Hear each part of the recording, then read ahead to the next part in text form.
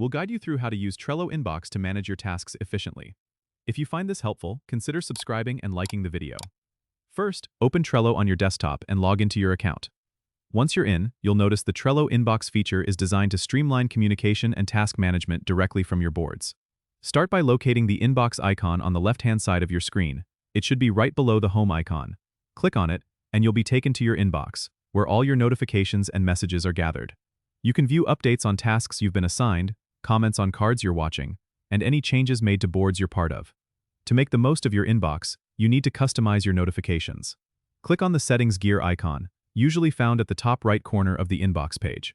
Here, you can adjust your notification preferences, like choosing to receive alerts for specific boards or when someone mentions you directly. This customization ensures that your inbox only shows what's most relevant to you.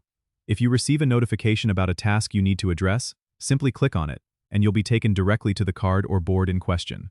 This seamless integration makes it easy to keep track of your responsibilities without navigating away from your inbox. Additionally, you can use the inbox to send messages or comments directly to team members. Just click the Compose icon, select the recipient, type your message, and send. This feature helps you maintain clear communication within your team.